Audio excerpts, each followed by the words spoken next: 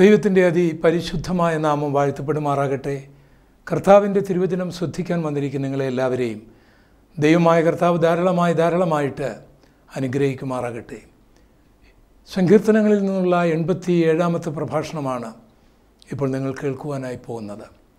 ഇന്നത്തെ നമ്മുടെ ധ്യാനത്തിനായിട്ട് 14-ാം സങ്കീർത്തനം 7-ാം വാക്യം ഒരിക്കൽ കൂടി ഞാനിവിടെ വായിക്കുകയാണ്. സിയോനിൽ നിന്ന് രക്ഷ വന്നെങ്കിൽ യഹോവ തൻ്റെ ജനത്തിൻ്റെ സ്ഥിതി മാറ്റുമ്പോൾ യാക്കോബ് സന്തോഷിക്കുകയും ഇസ്രായേൽ ആനന്ദിക്കുകയും ചെയ്യും. മനുഷ്യജീവിതം ദുഃഖപൂർണമാണ്. ഈ വേദനയുടെ സാഗരം അവൻ നീന്തി കടക്കുക തന്നെ ചെയ്യണം.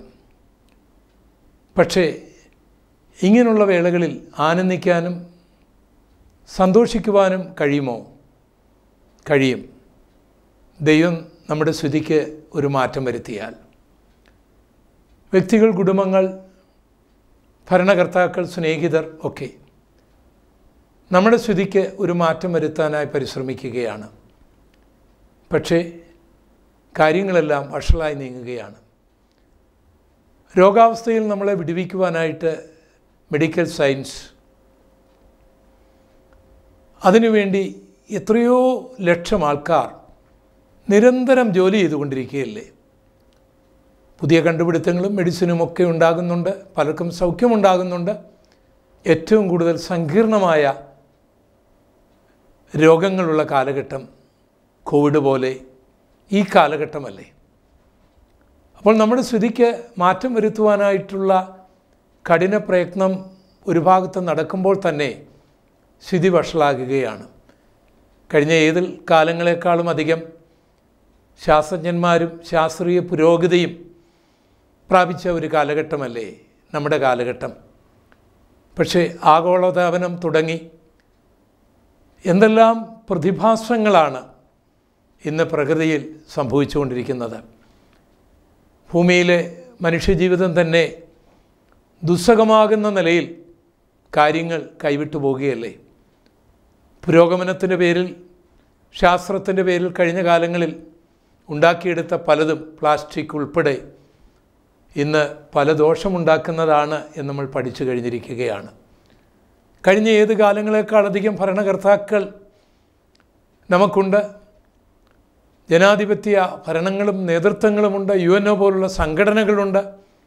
പക്ഷേ റഷ്യയിലും പലസ്തീനിലുമൊക്കെ നമ്മൾ എന്താണ് കണ്ടുകൊണ്ടിരിക്കുന്നത്? അനുദിനം കാര്യങ്ങൾ കൈവിട്ടു പോകുകയല്ലേ. സ്ഥിതികൾ വഷളാകുകയല്ലേ.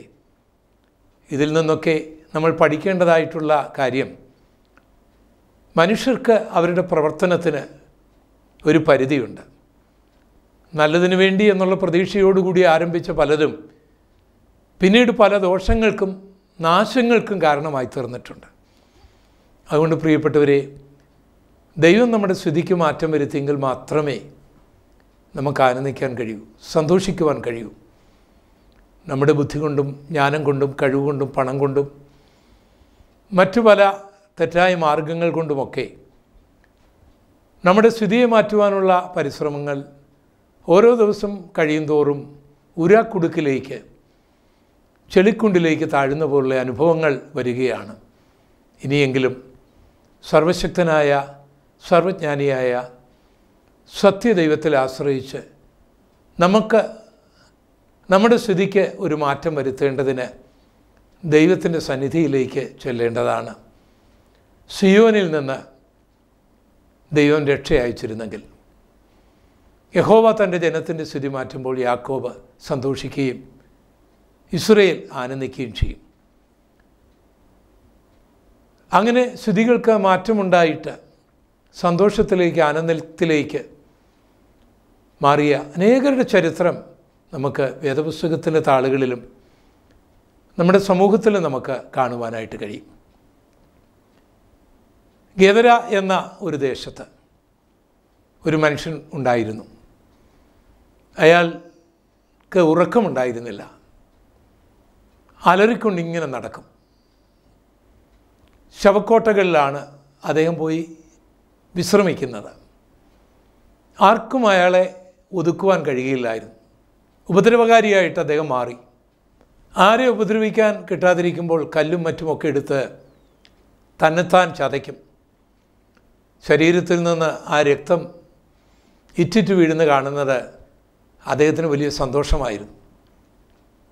കുളിക്കാതെ നനയ്ക്കാതെ വിശ്രമമില്ലാതെ മുഷിഞ്ഞ വേഷധാരിയായി ഒരു ചെറുപ്പക്കാരൻ മലയുടെ മുകളിലേക്ക് ഓടിക്കയറുന്നു, ഇറങ്ങുന്നു. ആൾക്കാർ ഭ്രാന്തൻ ഭ്രാന്തൻ എന്ന് വിളിക്കുന്നു. മാതാപിതാക്കൾക്ക്, ഭവനത്തിലുള്ളവർക്ക് എല്ലാം ദുഃഖത്തിന് അത് കാരണമായിത്തീരുന്നു. പല സന്ദർഭങ്ങളിലും ഈ യുവാവ് ആക്രമസക്തനാകുമ്പോൾ കൈകാലുകൾ ചങ്ങലകൾ കൊണ്ട് ബന്ധിച്ച് പൂട്ടി എവിടെങ്കിലും ഇടും. പക്ഷേ അതൊക്കെ അവന് ഉരുമി ഉരുമി ഉരുമി ഓടിച്ച് പൊട്ടിച്ച് ദൂരെ കളഞ്ഞിട്ട് പിന്നെയും അലറി കൂവി നടക്കുവാനായിട്ട് തുടങ്ങും. മരുന്നുകളും മന്ത്രങ്ങളും എല്ലാം മാറി മാറി ചെയ്തു, പക്ഷേ യാതൊരു പ്രയോജനവും ഇല്ല. ആ ദുഃഖകരമായ ചരിത്രം ഞാനിന്ന് വായിച്ചു കേൾപ്പിക്കാം. മർക്കോസിൻ്റെ സുവിശേഷം 5-ാം അധ്യായത്തിൻ്റെ 2 മുതലുള്ള വാക്യങ്ങൾ. അശുദ്ധാത്മാവുള്ള ഒരു മനുഷ്യൻ കല്ലറയിൽ നിന്ന് വന്ന് യേശുവിനെ എതിരേറ്റു. അവൻ്റെ പാർപ്പ് കല്ലറകളിലായിരുന്നു.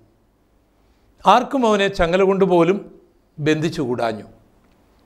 പലപ്പോഴും അവനെ വിലങ്ങും ചങ്ങലയും കൊണ്ട് ബന്ധിച്ചിട്ടും അവൻ ചങ്ങല വലിച്ചും പൊട്ടിച്ചും വിലങ്ങ് ഉരുമി ഒടിച്ചും കളഞ്ഞ് ആർക്കും അവനെ അടക്കുവാൻ കഴിഞ്ഞില്ല. അവൻ രാവും പകലും കല്ലറകളിലും മലകളിലും ഇടവിടാതെ നിലവിളിച്ചും തന്നെത്താൻ കല്ലുകൊണ്ട് ചതച്ചും പോന്നു. വേദനാജനകമായ ഒരു സംഭവം. നമ്മുടെ കാഴ്ചപ്പാടിൽ ഒരു മാനസിക രോഗിയാണ്. മാനസിക രോഗികൾക്ക് ചിലപ്പോൾ ചികിത്സ കൊണ്ട് ഭേദമാകും, മനഃശാസ്ത്രപരമായ സമീപനം കൊണ്ട് ഭേദമാകും. പക്ഷേ ഇതെല്ലാം ചെയ്തിട്ടും ചിലർ മാനസിക രോഗത്തിൽ നിന്ന് സൗഖ്യമാകാതെ ബന്ധനസ്ഥരായി കഴിയുന്നത് നിങ്ങൾ കണ്ടിട്ടില്ലേ? അവരിൽ വ്യാപരിക്കുന്ന പൈശാചിക വ്യാപാരങ്ങൾ, അശുദ്ധാത്മാക്കൾ അവനിൽ വിട്ടുപോകാതെ അവന് സൗഖ്യമുണ്ടാകുകയില്ല. പിശാച് വലിയ തന്ത്രശാലിയാണ്. നിരീശ്വരന്മാരെ കൊണ്ട് പിശാചില്ല എന്ന് അവൻ പഠിപ്പിക്കും. ചിലരിൽ ഇവൻ പ്രവേശിച്ച് മാനസിക രോഗികളാക്കും. അങ്ങനെയുള്ളവർക്ക് മരുന്ന് കൊടുത്തതുകൊണ്ടോ ഇലക്ട്രിക് ഷോക്ക് കൊടുത്തതുകൊണ്ടോ ബന്ധിച്ചതുകൊണ്ടോ ഒന്നും സൗഖ്യമുണ്ടാകുകയില്ല. സ്കാനിങ്ങിലൊന്നും അത് വെളിപ്പെടുകയില്ല. മനഃശാസ്ത്രജ്ഞന്മാരെ വിദഗ്ധമായി കളിപ്പിക്കുവാനുള്ള മനഃശാസ്ത്രം സാത്താൻ അറിയാം. ഇവിടെ ഈ മനുഷ്യന് 6000 ഭൂതങ്ങൾ ഇവനിൽ ആവസിച്ചിരുന്നു. അതുകൊണ്ടാണ് അവൻ ഉറക്കമില്ലാതെ മലകളിലേക്ക് ഓടിക്കയറും, ഇറങ്ങും, ശവക്കോട്ടകളിൽ പോകും, അവിടെ കിടക്കും, അലറും, കൂവും, ഉപദ്രവിക്കും. ആരെയും ഉപദ്രവിക്കാൻ കഴിഞ്ഞില്ലെങ്കിൽ സ്വയം ഉപദ്രവിക്കും.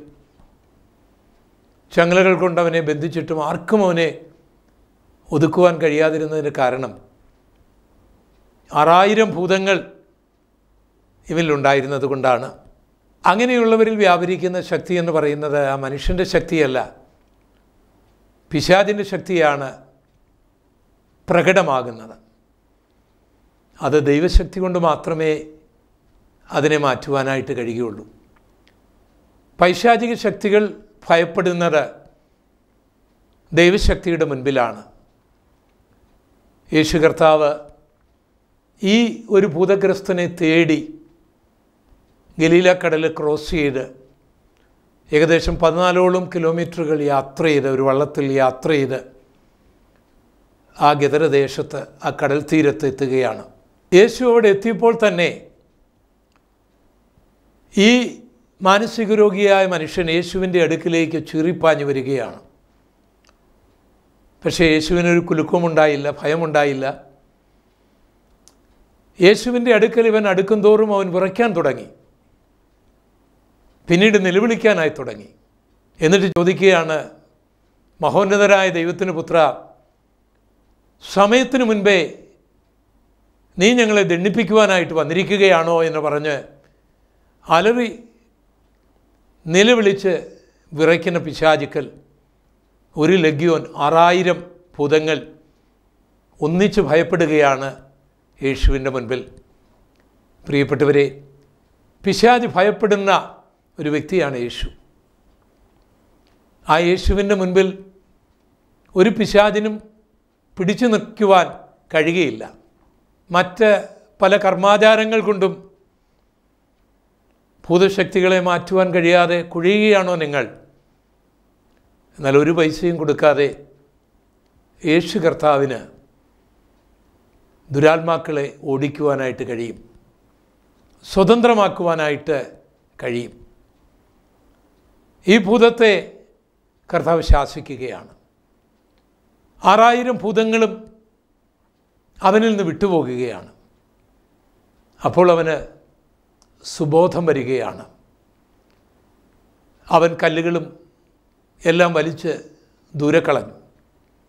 മനുഷ്യ സ്വഭാവമുള്ളവനായി അവൻ തീരുകയാണ്. അവൻ്റെ സൗഖ്യത്തെക്കുറിച്ചുള്ള ആ മനോഹരമായ ചരിത്രം ഞാൻ ഇന്ന് വായിച്ചു കേൾപ്പിക്കാം. മർക്കോസ് 5:6 മുതൽ ഭൂതഗ്രസ്തൻ യേശുവിനെ ദൂരത്തുനിന്ന് കണ്ടിട്ട് ഓടിച്ചെന്നവനെ നമസ്കരിച്ചു. അവൻ ഉറക്കെ നിലവിളിച്ചു, യേശുവേ, മഹോന്നതനായ ദൈവത്തിന് പുത്ര, എനിക്കും നിനക്കും തമ്മിലെന്ത്? ദൈവത്താണേ, എന്നെ ദണ്ഡിപ്പിക്കരുതേ എന്ന് അപേക്ഷിക്കുന്നു എന്ന് പറഞ്ഞു. അശുദ്ധാത്മാവേ, ഈ മനുഷ്യനെ വിട്ട് പുറപ്പെട്ടു പോക എന്ന് യേശു കൽപ്പിച്ചിരുന്നു. നിൻ്റെ പേരെന്ത് എന്നവനോട് ചോദിച്ചതിന്, എൻ്റെ പേർ ലഗ്യോൻ, ഞങ്ങൾ പലരാകുന്നു എന്നവൻ ഉത്തരം പറഞ്ഞു. ലഗ്യോൻ എന്ന് പറഞ്ഞാൽ 6000 നാട്ടിൽ നിന്ന് ഞങ്ങളെ അയച്ചു കളയാതിരിപ്പാൻ ഏറിയൊന്ന് അപേക്ഷിച്ചു. അവിടെ മലയരികെ ഒരു വലിയ പന്നിക്കൂട്ടം മേഞ്ഞുകൊണ്ടിരുന്നു. ആ പന്നികളിൽ കടക്കേണ്ടതിന് ഞങ്ങളെ അയക്കണം എന്നവർ അവനോട് അപേക്ഷിച്ചു. അവൻ അനുവാദം കൊടുത്തു. ശുദ്ധാത്മാക്കൾ പുറപ്പെട്ടു പന്നികളിൽ കടന്നിട്ട് കൂട്ടം കടുംതൂക്കോടെ കടലിലേക്ക് പാഞ്ഞ് വീർപ്പുമുട്ടി ചത്തു. അവ ഏകദേശം 2000 ആയിരുന്നു. പന്നികളെ മേയ്ക്കുന്നവർ ഓടിച്ചെന്ന് പട്ടണത്തിലും നാട്ടിലും അറിയിച്ചു. സംഭവിച്ചു കാണുവാൻ പലരും പുറപ്പെട്ട് യേശുവിൻ്റെ അടുക്കൽ വന്നു. ലഗ്യോനുണ്ടായിരുന്ന ഭൂതഗ്രസ്തൻ വസ്ത്രം ധരിച്ചും സുബോധം പൂണ്ടും ഇരിക്കുന്നത് കണ്ട് ഭയപ്പെട്ടു. ജനമെല്ലാം ഓടിക്കൂടിയപ്പോൾ കാണുന്ന രംഗം, ഭൂതഗ്രസ്തനായിരുന്ന മനുഷ്യൻ ശാന്തനായിരിക്കുന്നു. അവൻ്റെ മുഖത്ത് സന്തോഷം, പുഞ്ചിരിയുണ്ട് ആ ചുണ്ടുകളിൽ. അവനിപ്പോൾ വസ്ത്രം ധരിച്ചിട്ടുണ്ട്. അവൻ യേശുവിനോടൊപ്പം ഇരിക്കുകയാണ്. ഗദരദേശം കണ്ട ഒരു വലിയ അത്ഭുതം. പ്രിയപ്പെട്ടവരെ, ആർക്കും വേണ്ടാതെ എല്ലാവർക്കും ഒരു പേടി സ്വപ്നമായി മറ്റുള്ളവരെ ഉപദ്രവിച്ചും സ്വയം ഉപദ്രവിച്ചും രക്തം കണ്ട് സന്തോഷിച്ചും അലറിക്കൂവി നടക്കുന്ന മനുഷ്യനെ ചിലർ ഭ്രാന്തനായി കണ്ടു, ചിലർ അഹങ്കാരിയായി കണ്ടു, ചിലർ പരിഹസിച്ചു, ചിലർ കൂക്കു വിളിച്ചു, ചിലർ ഉപദ്രവിച്ചു, ചിലർ പിടിച്ചു കെട്ടി. പക്ഷേ അവനെ ആ നിലയിലാക്കിയത് ആരാണെന്ന് കാണുവാൻ ഗദരദേശത്തിലെ മതത്തിന് കഴിഞ്ഞില്ല. അവൻ്റെ മാതാപിതാക്കൾക്കോ ബന്ധുക്കൾക്കോ ചാർച്ചക്കാർക്കോ കഴിഞ്ഞില്ല. അവിടുത്തെ വൈദ്യന്മാർക്ക് കഴിഞ്ഞില്ല. എന്നാൽ യേശുവിന് ഇവനീ അലറിക്കൂവുന്നതും സ്വയം ഉപദ്രവിക്കുന്നതും മറ്റുള്ളവരെ ഉപദ്രവിക്കുന്നതും ആർക്കും അവനെ ഒതുക്കിക്കൂടാൻ കഴിയാതെ വണ്ണം അവൻ കുതിരി ഓടുന്നതുമെല്ലാം അവനിൽ വ്യാപരിക്കുന്ന അന്ധകാരത്തിൻ്റെ ശക്തികളാണ് എന്ന് മനസ്സിലാക്കി കർത്താവായ യേശു അവിടേക്ക് വന്നിട്ട് അവന് സ്ഥിതി മാറ്റുകയാണ്. അവനിലുള്ള ഭൂതങ്ങൾ വിട്ടുമാറിയപ്പോൾ അവന് സ്ഥിതിക്ക് മാറ്റം വന്നു. അവന് സമാധാനമുണ്ടായി. സിയോനിൽ നിന്ന് രക്ഷ വന്നിരുന്നെങ്കിൽ യഹോവ തൻ്റെ ജനത്തിൻ്റെ സ്ഥിതി മാറ്റുമ്പോൾ യാക്കോബ് സന്തോഷിക്കുകയും ഇസ്രയേൽ ആനന്ദിക്കുകയും ചെയ്യും. ഈ ഗദരദേശത്തെ ഈ ഭൂതഗ്രസ്തനായ മനുഷ്യൻ്റെ സ്ഥിതി കർത്താവായ യേശു മാറ്റിക്കഴിഞ്ഞപ്പോൾ അവനും സന്തോഷമായി, ആനന്ദമായി. മാത്രമല്ല അവൻ്റെ മാതാപിതാക്കൾക്ക്, അവൻ്റെ സഹോദരങ്ങൾക്ക്, ആ ചാർച്ചക്കാർക്ക്, ആ നാട്ടുകാർക്ക്, ആ ഗ്രാമനിവാസികൾക്ക് എല്ലാം സന്തോഷമായി തീരുകയാണ്. നിങ്ങൾ ഇങ്ങനെയുള്ള വ്യക്തികളെ കണ്ടിട്ട് അവനൊരു നൊട്ടോറിയൽ ക്രിമിനലാണ്, ബോൺ ക്രിമിനലാണ്, അഹങ്കാരിയാണ്, മാനസിക രോഗിയാണ്, ഭ്രാന്തനാണ് എന്നൊക്കെ പറഞ്ഞ് ചില ആൾക്കാരെ എഴുതി തള്ളാൻ വരട്ടെ. അവരിലൊക്കെ വ്യാപരിക്കുന്ന പൈശാചിക ശക്തികൾ വിട്ടുപോയാൽ അവർ സുബോധമുള്ളവരും നല്ലവരുമായിത്തീരും. 1980 കാലങ്ങളിൽ ഞാൻ കുഴിക്കാല ഷാരോൺ ഫെലോഷിപ്പ് ചർച്ചിൻ്റെ പാസ്റ്ററായി പ്രവർത്തിക്കുന്ന കാലത്ത് ഞങ്ങളുടെ ഇടവകയിലെ സഭാംഗങ്ങളെ കാണുവാനായിട്ട് പോകും. പുന്നക്കാട് അപ്പുറേ ഓന്തേകാട്ട് പുത്തേത്ത ഭവനത്തിൽ ചെല്ലുമ്പോൾ റാഹേലമ്മച്ചി എന്നോട് പറയും, പാസ്റ്ററെ, ഇവിടെ ഒരു തങ്കമ്മയുണ്ട് തൊട്ടടുത്ത്, മാനസിക രോഗിയാണ്, ഉറക്ക ഗുളിക കഴിച്ചിട്ടും ഉറങ്ങാൻ കഴിയുന്നില്ല, പാസ്റ്റർ ഒന്ന് പോയി പ്രാർത്ഥിക്കണം. അങ്ങേത്താഴെ മത്തായിച്ചൻ്റെ വീട്ടിൽ ഞാൻ ചെന്നു. തങ്കമ്മയുടെ ഭർത്താവാണ്. അവരും പറഞ്ഞു തങ്കമ്മയ്ക്ക് വേണ്ടി പ്രാർത്ഥിക്കണം. ഒരു സൗഖ്യം അവർ പ്രതീക്ഷിക്കുകയാണ്. ഉറക്ക ഗുളിക കഴിച്ചിട്ടും ഉറങ്ങാൻ കഴിയുന്നില്ല. വർഷത്തിൽ ചില മാസങ്ങൾ രോഗം വളരെ സങ്കീർണമാകും, പിന്നെ ആർക്കും ഒതുക്കുവാൻ കഴിയാത്ത അവസ്ഥയാകും. ഞങ്ങളവിടെ ഒരു ഉപവാസ പ്രാർത്ഥന ക്രമീകരിച്ചു.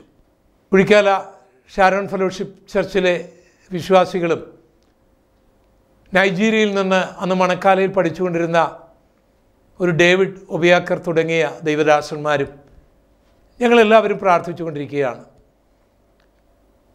തങ്കമ്മയും ആ പ്രാർത്ഥനയിൽ പങ്കെടുക്കുന്നുണ്ട്. സ്കെൽറ്റയായ ഒരു മധ്യ വയസ്കയായ ഒരു സ്ത്രീ. പ്രാർത്ഥന അല്പം കഴിഞ്ഞപ്പോൾ ഇവർ പതുക്കെ അനങ്ങാൻ തുടങ്ങി, പിന്നെ ഇളകാൻ തുടങ്ങി, പിന്നെ തലയാട്ടാൻ തുടങ്ങി, പിന്നെ ആക്രോശിക്കാൻ തുടങ്ങി, പിന്നെ ചാടി എഴുന്നേറ്റു. അവരുടെ ഭർത്താവ് മത്തായിച്ചനും മക്കളും ഞങ്ങളും അജാനബാഹുവായ ഡേവിഡ് ഒബയാക്കറും ഇവരെ പിടിച്ചവിടെ ഇരുത്തുവാൻ പരിശ്രമിച്ചിട്ട് സാധിച്ചില്ല. ഞങ്ങളെയെല്ലാം കുതറിച്ചുകൊണ്ട് അവർ ഓടി ഇരുട്ടിലേക്ക് മറഞ്ഞു. അപ്പോഴെനിക്ക് മനസ്സിലായി, ഇത് രോഗമല്ല, ഇവരിൽ വ്യാപരിക്കുന്ന പൈശാചിക വ്യാപാരമാണ്. അവരിൽ വ്യാപരിക്കുന്ന ആ ശക്തി സാത്താന്യമാണ്. അത് വിട്ടുപോയെങ്കിൽ മാത്രമേ ഇവർക്ക് രക്ഷപ്പെടുവാനായി കഴിയൂ. മത്തായിച്ചനും മക്കളും പുറകെ ഓടി. ഇരുട്ടിൽ ഭയന്ന് എവിടെയോ മറഞ്ഞിരുന്ന തങ്കമ്മയെ പിടിച്ചുകൊണ്ടവർ വന്നു. ദൈവത്തിൻ്റെ കാരുണ്യത്താൽ, ദൈവത്തിൻ്റെ കൃപയാൽ അവരിലുള്ള ഭൂതശക്തികൾ അവരെ വിട്ടുപോയി. പ്രിയപ്പെട്ടവരെ, തങ്കമ്മയ്ക്ക് അത്ഭുതകരമായ സൗഖ്യമുണ്ടായി. പിന്നെ അവർ മാനസിക രോഗിയായി അലഞ്ഞില്ല. ഉറക്ക ഗുളിക കഴിക്കേണ്ടി വന്നില്ല. കാരണം അവരിൽ വ്യാപരിച്ചു കൊണ്ടിരുന്നത് പൈശാചിക ശക്തികളായിരുന്നു. അതുകൊണ്ടാണ് മരുന്നിനും മന്ത്രത്തിനുമൊന്നും അവരെ രക്ഷിക്കുവാൻ കഴിയാതിരുന്നത്. മരുന്നുകൾ മാറി മാറി കഴിച്ചിട്ടും സൗഖ്യമാകാത്ത അവസ്ഥയാണെങ്കിൽ, മനഃശാസ്ത്രജ്ഞന്മാരെ കണ്ടിട്ടും അവരുടെ നിർദ്ദേശങ്ങൾ അനുസരിച്ചിട്ടും സൗഖ്യമാകുവാൻ കഴിയാത്ത അവസ്ഥയാണെങ്കിൽ, ഇത് പൈശാചിക വ്യാപാരത്താൽ ആണെങ്കിൽ യേശുക്രിസ്തുവിന് മാത്രമേ അത് മാറ്റുവാനായി കഴിയൂ. യേശുക്രിസ്തുവിന് മാറ്റുവാനായിട്ട് കഴിയും. ഗുജറാത്തിൽ പ്ലേഗ് നടന്നിരുന്ന ആ കാലഘട്ടത്തിൽ ഗാന്ധിധാമിൽ ചില മീറ്റിങ്ങിന് വേണ്ടി ഞാൻ കടന്നുപോയി. അധികം ആൾക്കാർ ആ സന്ദർഭത്തിൽ യാത്ര ചെയ്യുവാൻ പേടിക്കുന്ന ഒരു സമയമായിരുന്നു. അങ്കലേശ്വരിൽ ഒരു യോഗം നടക്കുമ്പോൾ ഞങ്ങളുടെ യോഗത്തിൽ ഒരു ചെറുപ്പക്കാരൻ കൈയടിച്ച് പാടുന്നുണ്ടായിരുന്നു. അവൻ്റെ കാലുകളിൽ വിലങ്ങുകളുടെ പാടുകൾ ഉണ്ടായിരുന്നു. ഞാൻ ആ പാസ്റ്ററോട് ആ കാര്യം അന്വേഷിച്ചപ്പോൾ ആ പാസ്റ്റർ എന്നോട് പറഞ്ഞത്, ഇവൻ ഭ്രാന്തനായിട്ട് മാനസിക രോഗിയായിട്ട് ചങ്ങലയിൽ ബന്ധിച്ച് വീടിന് പുറത്ത് ഒരു മരത്തിൻ്റെ ചുവട്ടിൽ ബന്ധിച്ചിട്ടിരിക്കുകയായിരുന്നു. അങ്ങനെ ചങ്ങല കൊണ്ട് കാല് പൊട്ടി പഴുത്ത് ഉണ്ടായ പാടാണ്. പിന്നെ എങ്ങനെയാണ് സൗഖ്യം ലഭിച്ചത് എന്ന് ചോദിച്ചപ്പോൾ ആ പാസ്റ്റർ എന്നോട് പറഞ്ഞത്, അദ്ദേഹം ആ ഗ്രാമത്തിൽ ചെന്ന് മാനസിക രോഗിയായി ബന്ധിക്കപ്പെട്ട ഈ വ്യക്തിയെ കണ്ടപ്പോൾ യേശുവിൻ്റെ നാമത്തിൽ പ്രാർത്ഥിച്ചു. കർത്താവ് അവന് സൗഖ്യം കൊടുത്തു. അവരുടെ ഭൂതങ്ങൾ വിട്ടുപോയി എന്നാണ്. പ്രിയപ്പെട്ടവരെ, നിങ്ങളുടെ സ്ഥിതി മാറ്റുവാൻ, നമ്മുടെ സ്ഥിതി മാറ്റുവാൻ, ആരുടെയും സ്ഥിതി മാറ്റുവാൻ ദൈവത്തിന് കഴിയും. അതുകൊണ്ട് കർത്താവായ യേശുവിൻ്റെ അടുക്കലേക്ക് വരിക. 6000 ഭൂതങ്ങൾ ഉണ്ടായിരുന്ന ആ മനുഷ്യൻ ചങ്ങല ഉരുമി ഉടയ്ക്കുന്നതും കല്ലുകൊണ്ടിടിക്കുന്നതും മറ്റുള്ളവരെ ഉപദ്രവിക്കുന്നതും ആക്രോശിക്കുന്നതും ഓടുന്നതുമെല്ലാം കണ്ട് അതിന് കാരണം പലതാണ് അവർ കണ്ടെത്തിയത്.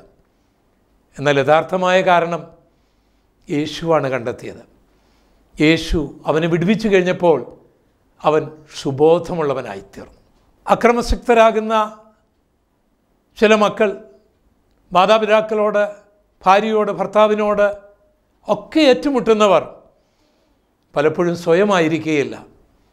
അവരിൽ വ്യാപരിക്കുന്ന ആ പൈശാചിക വ്യാപാരങ്ങളായിരിക്കും. അവർക്ക് കാര്യങ്ങൾ ഗ്രഹിക്കുവാൻ കഴിയുന്നില്ല. കാരണം സുബോധം നഷ്ടപ്പെട്ടിരിക്കുകയാണ്. കൺട്രോള് പിശാചിൻ്റെ കയ്യിലാണ്. മദ്യപിക്കരുത്, അത് ചെയ്യരുത്, ഇത് ചെയ്യരുത്, നന്നായി പഠിക്കണം, ഇതൊന്നും അവർക്ക് മനസ്സിലാക്കുവാനായിട്ട് കഴിയുകയില്ല. അവരെ വിടുവിക്കുവാൻ യേശുവിനെന്നും കഴിയും. അവരുടെ സ്ഥിതി മാറ്റുവാൻ യേശുവിന് കഴിയും. ആ യേശുവിൻ്റെ ഭാഗത്തേക്ക് നാം വരിക, നമ്മുടെ പ്രിയപ്പെട്ടവരെ കൊണ്ടുവരിക. ഇതാണ് നമ്മുടെ കർത്തവ്യം. ഇവൻ്റെ സ്ഥിതിക്കൊക്കെ മാറ്റം വന്ന് സുബോധമുണ്ടായിക്കഴിഞ്ഞപ്പോൾ യേശു അവിടുന്ന് പോകുകയാണ്. അവൻ ഓടിച്ചെന്ന് പറഞ്ഞ്, യേശുവേ, ഞാനും കൂടെ വരട്ടെ. ഭ്രാന്തനായി, വസ്ത്രം ധരിക്കാതെ, സ്വയം മുറിവേൽപ്പിച്ച്, അപ്പനെയും അമ്മയും തിരിച്ചറിയാതെ, എല്ലാവരെയും ഉപദ്രവിച്ച് ചീത്ത പറഞ്ഞ് നടന്ന് എന്നെ അങ്ങ് രക്ഷിച്ചല്ലോ, എന്നെ ഒരു മനുഷ്യനാക്കിയല്ലോ, എന്നെ കൂടെ കൊണ്ടുപോകാമോ? ഞാൻ അങ്ങയുടെ ഒരു ദാസനായിട്ട് അങ്ങയുടെ കൂടെ നിൽക്കട്ടെ എന്ന് പറഞ്ഞപ്പോൾ യേശു അവനോട് പറയുന്ന കാര്യങ്ങൾ ശ്രദ്ധിക്കുക. യേശു പടകേറുമ്പോൾ ഭൂതഗ്രസ്തനായിരുന്നവർ താനും കൂടി പോരട്ടെ എന്നവനോട് അപേക്ഷിച്ചു. യേശു അവനെ അനുവദിക്കാതെ, നിൻ്റെ വീട്ടിൽ നിനക്കുള്ളവരുടെ അടുക്കൽ ചെന്ന് കർത്താവ് നിനക്ക് ചെയ്തതൊക്കെയും നിന്നോട് കരുണ കാണിച്ചതും പ്രസ്താവിക്കുക എന്നവനോട് പറഞ്ഞു. അവൻ പോയി യേശു തനിക്ക് ചെയ്തതൊക്കെയും ദെക്കപ്പൊലി നാട്ടിൽ ഘോഷിച്ചു തുടങ്ങി.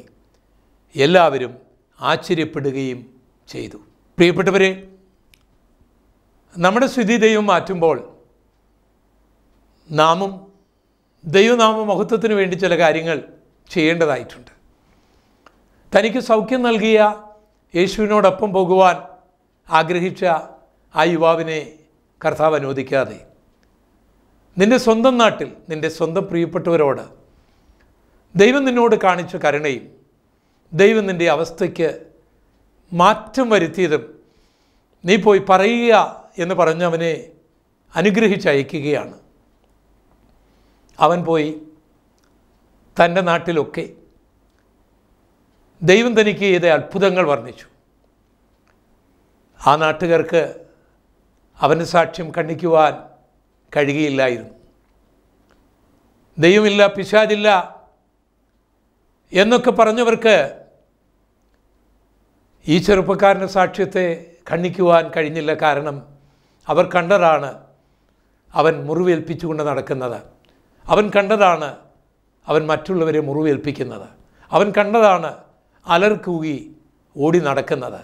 അവർ കണ്ടതാണ് അവനെ ചങ്ങല കൊണ്ട് ബന്ധിക്കുന്നത്, ആൾക്കാർ ഉപദ്രവിക്കുന്നത്, മരുന്ന് കൊടുക്കുന്നത്. എല്ലാം അവർ കണ്ടതാണ്. ഇപ്പോൾ ആൾ മാറി. ആ മുറിവുകളൊക്കെ കരിഞ്ഞു. ആരോഗ്യമുള്ളവനായി, മുഖത്തൊരു പ്രകാശം, മുഖത്തൊരു പുഞ്ചിരി, സമാധാനത്തിൻ്റെ സന്ദേശം അവൻ പറയുകയാണ്. യേശുവിനെ അവൻ ഉയർത്തുകയാണ്. പ്രിയപ്പെട്ടവരെ, എൻ്റെയും നിങ്ങളുടെയും ഒക്കെ അനുഭവങ്ങൾ ഇതിൽ നിന്നും ചിലപ്പോൾ വ്യത്യസ്തമായിരിക്കാം, എങ്കിലും ദുഃഖപൂർണമായിരുന്നു. യേശുവല്ലേ നമ്മുടെ സ്ഥിതിക്ക് മാറ്റം വരുത്തിയത്? ഇന്ന് നാം അനുഗ്രഹിക്കപ്പെട്ടത്, നമ്മുടെ കുഞ്ഞുങ്ങൾ അനുഗ്രഹിക്കപ്പെട്ടത്, നമ്മുടെ സ്ഥിതിക്കൊക്കെ മാറ്റം വന്നത് യേശു നമ്മുടെ ഗ്രാമത്തിൽ വന്നതുകൊണ്ടല്ലേ? നമ്മുടെ വീട്ടിൽ വന്നതുകൊണ്ടല്ലേ? നമ്മുടെ ഹൃദയത്തിൽ വന്നതുകൊണ്ടല്ലേ? അറുക്കാനും മുടിക്കാനും മോഷ്ടിക്കാനുമൊക്കെ നിരന്തരം പരിശ്രമിച്ചു കൊണ്ടിരുന്ന പൈശാചിക വ്യാപാരങ്ങളെ ശാസിച്ച് നമ്മളെ സ്വതന്ത്രരാക്കിയത് കൊണ്ടല്ലേ? കുറേ വർഷങ്ങൾക്ക് മുൻപുണ്ടായിരുന്ന നമ്മുടെ അവസ്ഥകളൊന്നും മറക്കുവാൻ സമയമായില്ലല്ലോ. ദൈവത്തിൽ നിന്ന് ഈ ഉയർച്ചയും ഈ അനുഗ്രഹങ്ങളും നന്മകളുമെല്ലാം പ്രാപിച്ചിട്ട് ഞാൻ നിങ്ങളും എന്താണ് ചെയ്യുന്നത്? എൻ മനമേ യഹോവയെ വാഴ്ത്തുക, എൻ്റെ സർവാന്തരംഗമേ അവൻ്റെ വിശുദ്ധ നാമത്തെ വാഴ്ത്തുക, അവൻ്റെ ഉപകാരങ്ങൾ ഒന്നും മറക്കരുത്. കർത്താവ് എന്താണ് നമ്മളോട് പറഞ്ഞത്? പരിശുദ്ധാത്മാവിന് ശക്തി ലഭിച്ചിട്ട് നിങ്ങൾ യെരൂശലേമിലും യഹൂദയിലും ശമര്യയിലും എൻ്റെ സാക്ഷികളാകണം എന്നല്ലേ കർത്താവ് നമ്മളോട് പറഞ്ഞത്? കർത്താവ് നമുക്ക് ചെയ്ത ഉപകാരങ്ങൾ പറയുവാനായിട്ട് നമുക്ക് കഴിയുന്നുണ്ടോ? ഘോഷിക്കുവാനായിട്ട് നമുക്ക് കഴിയുന്നുണ്ടോ? ഇല്ലെങ്കിൽ നമുക്കൊരു തീരുമാനമെടുക്കാം. എൻ്റെ സ്ഥിതിക്ക് മാറ്റം വരുത്തി എന്നെ അനുഗ്രഹിച്ച, എൻ്റെ കുടുംബത്തെ അനുഗ്രഹിച്ച, എൻ്റെ കുഞ്ഞുങ്ങളെ അനുഗ്രഹിച്ച എൻ്റെ കർത്താവിൻ്റെ മഹത്വം ഞാൻ ഘോഷിക്കും. അതിനുവേണ്ടി ഞാൻ പ്രവർത്തിക്കും. ഇനി എൻ്റെ ജീവിതകാലം അതിനുവേണ്ടി ആയിരിക്കും എന്നൊക്കെ ഒരു തീരുമാനമെടുക്കുവാൻ എനിക്ക് നിങ്ങൾക്കും കഴിയുമോ? അല്ല. ഇന്ന് നിങ്ങൾ ദുഃഖത്തിലാണോ, വേദനയിലാണോ? ഈ സ്ഥിതിക്ക് ഒരു മാറ്റം വരണം എന്നാഗ്രഹിക്കുന്നവരാണോ നിങ്ങൾ? എങ്കിൽ ഇതാ യേശു നിങ്ങളുടെ അടുക്കിലേക്ക് വരുന്നു, നിങ്ങളുടെ ഗ്രാമത്തിലേക്ക് വരുന്നു, നിങ്ങളുടെ ഭവനത്തിലേക്ക് വരുന്നു. യേശുവിനെ സ്വീകരിക്കുക. അവൻ വന്നാൽ നിങ്ങൾക്ക് വിടുതലാണ്, അനുഗ്രഹമാണ്, സ്ഥിതികൾക്ക് മാറ്റം വരുത്തും. യഹോവ തൻ്റെ ജനത്തിൻ്റെ സ്ഥിതിക്ക് മാറ്റം വരുത്തിയാൽ യാക്കോബ് സന്തോഷിക്കുകയും ഇസ്രയേൽ ആനന്ദിക്കുകയും ചെയ്യും. ഗദർദേശത്തിലെ ഭൂതഗ്രസ്തനായ ആ മനുഷ്യൻ സന്തോഷിച്ചതുപോലെ അവൻ മുഖാന്തരം ദുഃഖിതരായിരുന്നവരൊക്കെ ആനന്ദിച്ചതുപോലെ നിങ്ങളുടെ ജീവിതം നിങ്ങൾക്കും മറ്റുള്ളവർക്കും ആനന്ദമായി തീരുവാൻ കർത്താവ് ഇടയാക്കട്ടെ. നമുക്ക് പ്രാർത്ഥിക്കാം. ഞങ്ങളുടെ കർത്താവായ ദൈവമേ, ഞങ്ങളുടെ സ്ഥിതിക്ക് മാറ്റം വരുമ്പോഴാണ് ആനന്ദമുണ്ടാകുന്നത്, സന്തോഷമുണ്ടാകുന്നത്.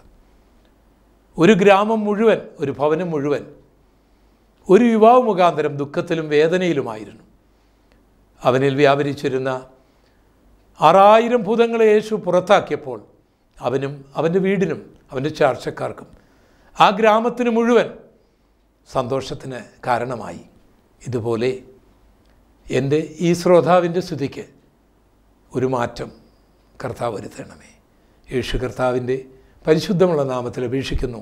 കൃപ തോന്നി കേൾക്കുമാറാകണമേ. ആമേൻ. ദൈവം ഈ വചനങ്ങളാൽ നിങ്ങളേവരെയും ധാരാളമായിട്ട് അനുഗ്രഹിക്കുമാറാകട്ടെ. കർത്താവിൻ്റെ തിരുവചനവുമായി നിങ്ങളുടെ മുൻപിൽ വീണ്ടും വരുന്നതുവരെ കർത്താവിൻ്റെ കൃപ നിങ്ങളോട് ഏവരോടും കൂടി ഇരിക്കുമാറാകട്ടെ. ആമേൻ.